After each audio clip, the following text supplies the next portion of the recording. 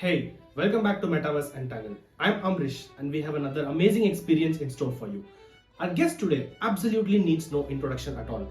He was a 2014 JEE Advanced All India Rank 1, All India Rank 13 in the NTSE exam, and he also went on to win the gold medal in the International Physics Olympiad at 2014.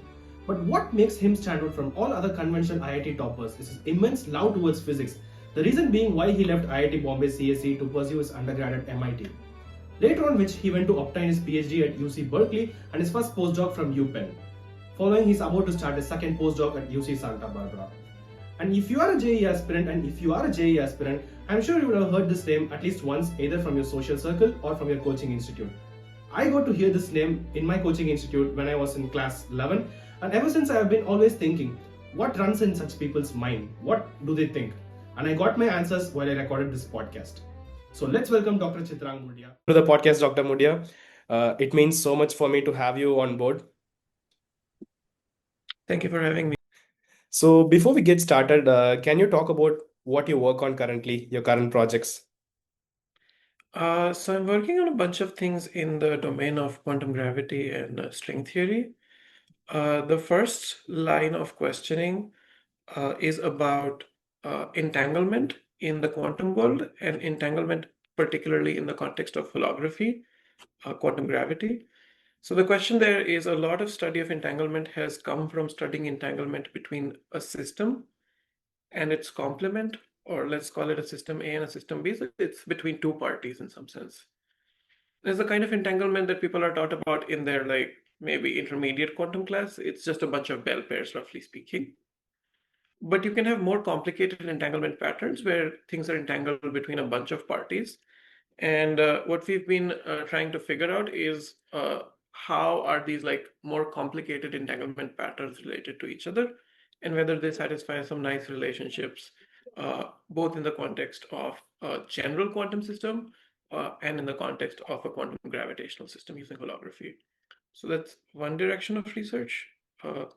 Another one that I've been working on for a while now, and this is more string theoretic, is about non-perturbative effects in simple models of string theory.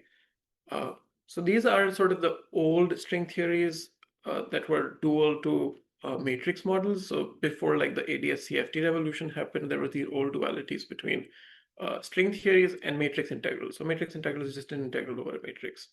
You take certain limits, and that actually gives you answers that are dual to a string theory. So it's the matrix integral is a very powerful thing, and it knows a lot about these string theories, which doing the same calculation in the string theory can be very difficult. And when you do this sort of large, so you take the size of the matrix large, and you typically would do a series expansion in sort of 1 over n, where n is the size of the matrix.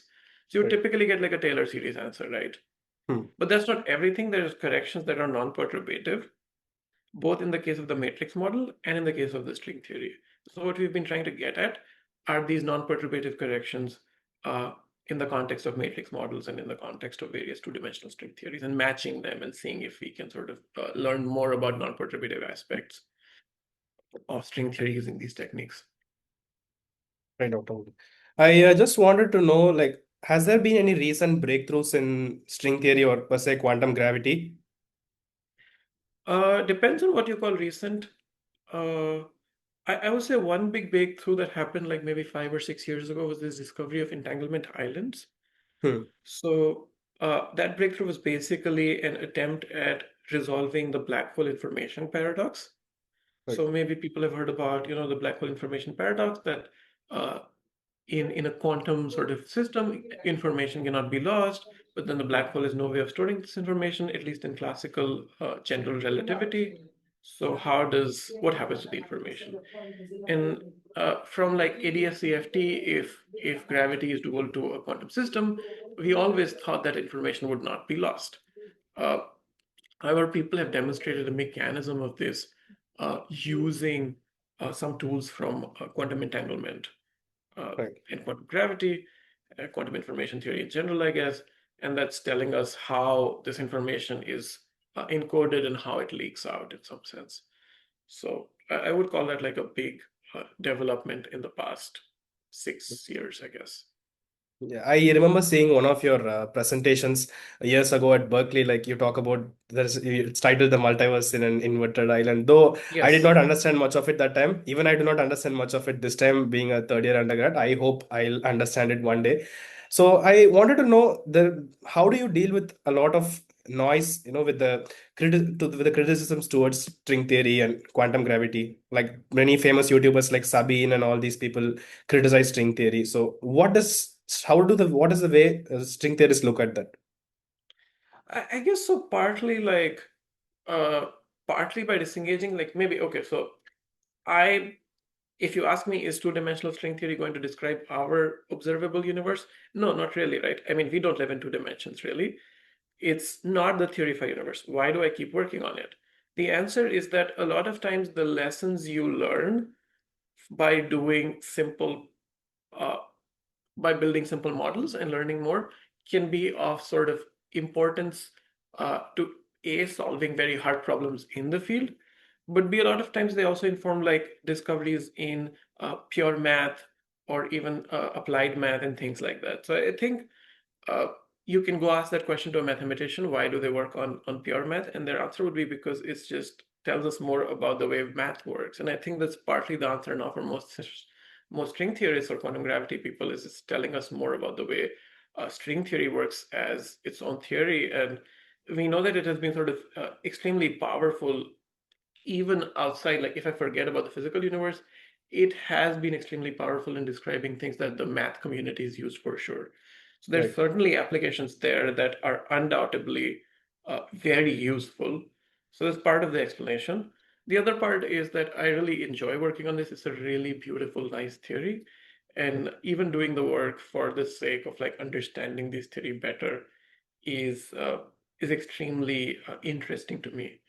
So I think a lot of criticism comes from like this not being maybe the correct model of the universe, but I think a lot of times like physics is about simplifying problems, bringing it down to a level where I can actually use the tools I have to solve problems. So I think the Right. classic example people might have heard of is like when someone was asking a question about cows, you would assume cows to be spherical. There are no real spherical cows, right?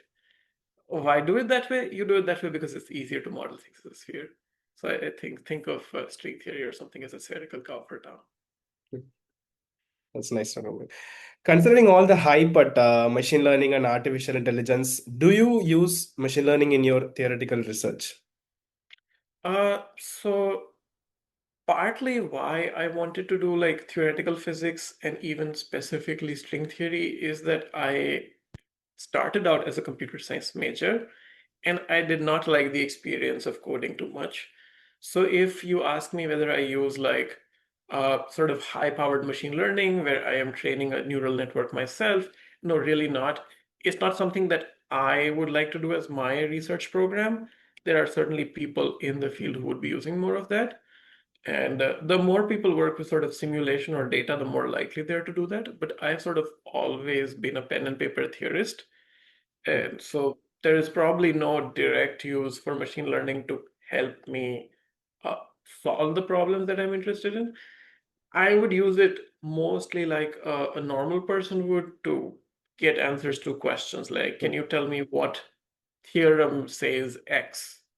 Right. And sometimes like, ChatGPT or Claude or Hmm. something will tell me, oh, this is uh, XYZ theorem due to this work and point me to references. So I can use it for like things like reference searches or finding new theorems or finding if a particular result is correct or not. So those kinds of like more everyday uses that don't involve me like coding. It's just me talking to ChatGPT like other people would, I guess.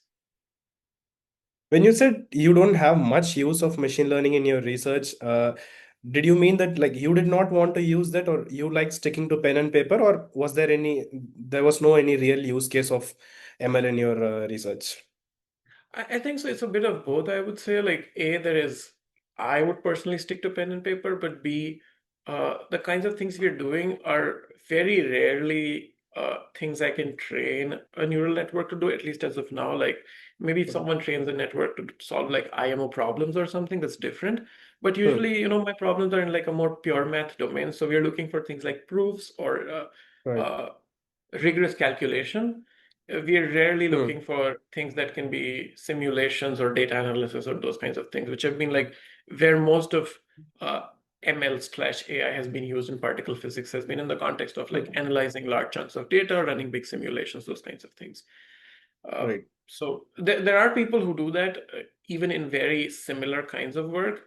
It's Hmm. just what personally doesn't interest me, I guess. So I should, yeah, I'm usually like solving differential equations or uh, like doing integrals, those kinds of things, which I think like one doesn't need to use machine learning to do it. The Right. tools we have are Hmm. good enough. And a lot of times it's more than that, it's even coming up with something that is interesting. So if you're Hmm. proving an inequality in holography, machine learning doesn't really know what's going on, right? I mean, it's a geometrical proof. The kind of reasoning and thinking we use is very like uh, the proofs once written are very simple and like very readable. In that sense, I don't know how I Hmm. would use machine learning. Maybe I can ask it to check for some inequalities, but yeah, I've not found use for it in my research as of now.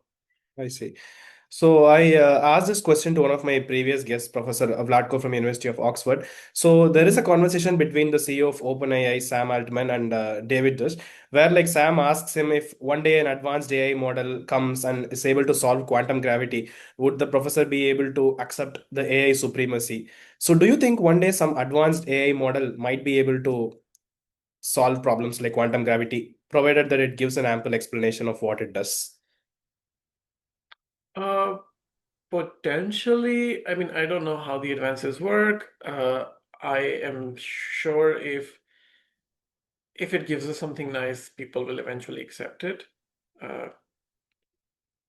yeah, again, I am sort of not the best person to answer this question. Like, yes, if there's a proof and it's by AI versus a human being, will I be biased towards one or the other?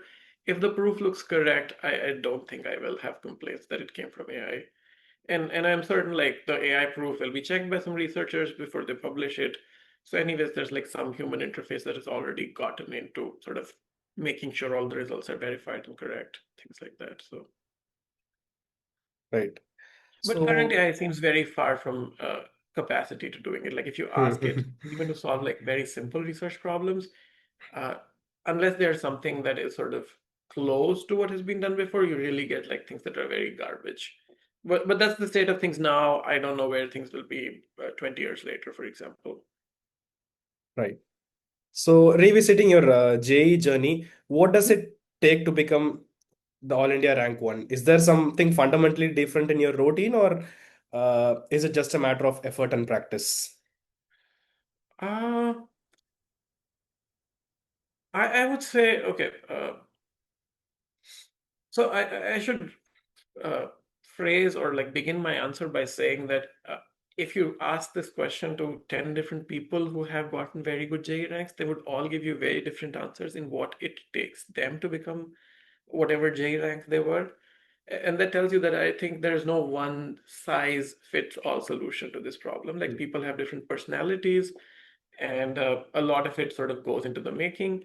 I think for me, at the base of it, it took uh, like a genuine love for science and a genuine love for problem solving. So uh, I just sort of really enjoyed physics and math and maybe some parts of chemistry. Uh, and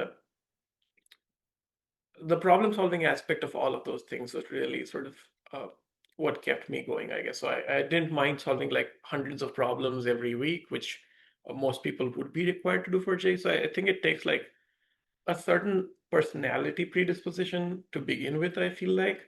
And then, of course, it takes like effort and hard work and lots of grinding. But I think if you don't enjoy the process, it will be hard to get a good rank. I think that's probably the baseline in my head is that I enjoyed the process, which is why I got a good rank, I guess. That's nice, Dr. Mudia. So, during your JEE journey or even during your research journey, is there some major setback which you have faced? I think the biggest one probably would be starting out as a computer science major for me personally, if I think about it. I think that was a time I was not very happy with what I was doing. So I enjoyed the preparation for J. And then, I got my JEE rank. I gave a bunch of interviews. I probably at some point during the interviews in the next couple of days decided that, okay, where should I go? I should probably do IIT Bombay Computer Science and Engineering. Why? Because all the people do that. That was not a good decision for me. And I realized that sort of while I was a student at IIT Bombay. Uh, so as I said, so we had a really good math professor. We had a really good quantum professor. I really enjoyed sort of learning calculus and quantum physics from them. The computer science professors were also very nice, but I realized I'm not cut out for it personally. Hmm. Uh, and I think that was probably like a point at which I really had to reevaluate what I wanted to do next with life. And I think I realized at that point that, I want to work in pure sciences. I want to do physics if possible, but if not, like something that is pure science and not computer science. Uh, and so I think I was very lucky. Somebody told me that, uh, a lot of American institutions accept transfer admissions. I Hmm. applied for a transfer admission. Uh, I got accepted or I got admitted. And so it resolved itself very beautifully, which is why I'm sort of happy today, but I guess it could have gone very wrong. Uh, so that was probably the biggest setback, was like trying to major in something or trying to work in a field that I particularly did not enjoy. Hmm. Uh, yeah, that was probably our biggest setback, I guess. So I assume that your family was also entirely supportive with you leaving a CS from IIT Bombay and Yes, they were. So I should again say that, I mean, luckily we were not in a financially sort of stressful situation. Like it wasn't like, I had to complete this degree and go earn money because my parents needed the money. I came from like a financially uh, sort of well-off background, which is why they were quite supportive. I can respect people's decisions who, even faced with the circumstances, might choose IIT Bombay CS because although I got in on a scholarship, so but you have to understand, I guess, like IIT Bombay CS people will earn a lot more than like a theoretical physicist would.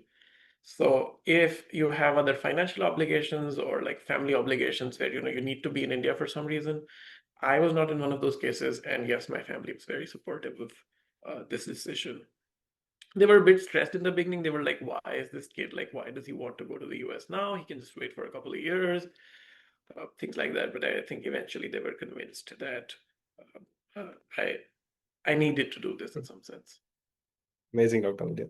So I happen to circulate a small form amongst our riser audiences, and like we have a set of 4 questions. So the first Mhm. question is, did all the All India Rank One title, did the All India Rank One title have any impact during your undergraduate journey at MIT or IIT? I think what this means is that okay, when you go, hey, there is we have Chitraang there, he's the Air One. Like even I knew that would matter more in IIT, but did that same thing continue at MIT as well? Mhm. So again, I should say that people knew me. I think uh, so. I also interviewed very heavily after I got my rank, which is why I think I was like at least vaguely popular. Having said that, at least IIT Bombay CSE, there's like most people there have like a single or double digit rank. So they're not people Hmm. who care about who is one versus who is five versus who's seven. So at least in Right. the department, like, okay, people knew that I was AR one, but it was not life changing. Maybe people from other departments sort of might have looked up at me with a little bit more like awe potentially. But it's most people there are like very smart individuals with like still like really good ranks in some sense, right? Hmm. They're not all AR one, but they're all good ranks. And so there was like a little bit of awe at times, but not too much, I would say. Uh, at MIT, honestly, people like there were a couple of people who knew what it meant, but most people probably didn't know what it means. So Hmm. I think in terms of interacting with people as an academic, it didn't change my life very much. In terms of interacting with like the world outside of my academic journey, I think there's more like change in some sense, just because uh, that sort of tag carries a lot of weight, especially in India. And then maybe you're like on the streets, maybe someone recognizes you, things like that. So I think that happened more. And like I think people also started taking me more seriously. Like if I told my parents before I got this rank that I wanted to go to America and do like a bachelor in physics, they would have taken me less seriously. So I think uh, that probably changes a little bit more than anything else. Is people like start taking you seriously. I see. There is a debate about whether excelling in competitive exams is a prerequisite for being a good scientist. Some say that they are unrelated, whereas others argue the latter is an excuse for not performing well in the former. Given your vast experience in both, what is your opinion on the link between being an exam solver and being a successful scientist? I see this with a lot of people who struggle to solve exams, like because of the time constraint, and might the exam environment might give them an additional pressure factor, but on the other hand, like I see a lot of all India ranks, one being good physics, actually you, Dr. Raghumaj and Dr. Rajesh Gopakumar as well. So is there a link? So I think that's like goes to again asking a question of if you were not good at competitive exams, what was the reason? If the reasoning was that you were not a good problem solver, or you didn't enjoy physics or math or those kinds of things, if you didn't enjoy problem solving, you would not make a very good researcher. Like problem solving is an essential research skill. And there's a lot of translatability in like solving sort of very advanced iterative problems and Hmm. solving sort of research problems. Yes, the research problems are more complicated. Sometimes you don't even know there's going to be a solution or not. But at least like the idea of problem solving, how do you start solving a problem? The sort of very vague things that go into making a good problem solver are very translatable to being a good researcher. So Right. if you were not good at competitive exams because you did not enjoy problem solving, I would believe that those people would have a very hard time becoming a researcher, just because research is also a lot of problem solving. Maybe they would make good researchers when it comes to things like data analysis and things like that, because J doesn't test for that. But if I'm talking about at least theoretical physics, I think the some of the skills have like a very high amount of transferability in mathematical problem solving. So as to say, Right. uh, if the reason you didn't perform well was like you don't do well under time constraints, the exam atmosphere is very stressful. Uh, you could not memorize the formulae you needed to memorize to get a good rank in JEE. If it's those kinds of things, I would say you can still make a very good researcher uh, in the long run. So I think it really depends on what reasoning goes into you not being good at competitive exams. So yeah, if someone like just hates an exam atmosphere and just wants a lot of time and space and their like personal comfortable zone to solve problems, and they enjoyed solving J problems at home without a time constraint, and they really enjoyed solving like the more advanced Irodov style of problems without any time constraint, they still have like the ability to become good theoretical physicists. So Right. I think the real answer is it depends on why competitive exams didn't work for you. Was there some quote or source of inspiration that took you throughout your journey, or was it uh, pure discipline that took you? So I think fundamentally, I think there was like a love for science and a passion for science that certainly helped me a lot. In terms of like people, uh, so one of my like I don't know how to explain this relationship, but let's call like somebody in my grandma's generation essentially was a physicist, and he really like gave me a lot of love for like sciences. My grandfather was like a geologist, at least by training. He gave me a lot of love for science. So I think it was like these people who also had a love for science sort of that got communicated to me very early on, probably instigated my love for sciences. So Right. there's like a lot of these like maybe early interactions, and then of course once you start learning about people like Feynman, you're of course like inspired by them a lot. So in terms of people, I think it's just a combination of people in my sort of early to mid childhood versus other inspirational figures that shaped my journey a lot. That's nice. One major question that we had, this question was actually repeated a lot of times. So, Mhm. considering the vast contributions of Indian theoretical institutes like ICTS and TIFR, what are your future plans, Dr. Mudia? A lot of Indian students are eager to know if you would consider coming back to India to continue your journey, or does it depend on the time? I think it does honestly very much depend on the time scale, family circumstances. Do I want to move? those kinds of questions. Uh, I know people like Raghu have moved back and they're contributing in like very many ways to the Indian theoretical physics landscape. ICTS, TIFR, ISC are all very premier institutions. I would be honored to be a scientist there. So I think right now I am moving to UC Santa Barbara to start my like second postdoc. That's the plan for now. Where life takes me 3, 4 years from today, I don't really know. Really depends on like who makes me a good offer, what kind of perks, what kind of circumstances, whether I need to be in India for family reasons. Like I think there's a lot that sort of goes into choosing a job. So very hard for me to predict right now. But I certainly like have collaborators in India, and I love visiting sort of them, and I love, obviously come to India to see my parents. So I maintain like I plan to for the rest of my life maintain a connection to India as a theoretical scientist. Amazing, Dr. Murdia. We keep asking these questions to my guests. If there is one thing you could go back in time and fix in your past, what would it be and why? That's a good question. I mean, the obvious low-lying answer is I would probably not choose IIT Bombay CSE, but I think that has also inspired my journey. Like, I think doing something that you don't like and like getting that revelation for this is what I really want to do has been like fundamental in shaping my journey from then on. But I think So after I remember seeing in one of your other podcasts, like you got to know about the transfer program after joining IIT Bombay only. that's correct. That's Hmm. correct. But maybe if I got like into a freshman admission directly, like I Right. never applied for a standard routine like freshman admission.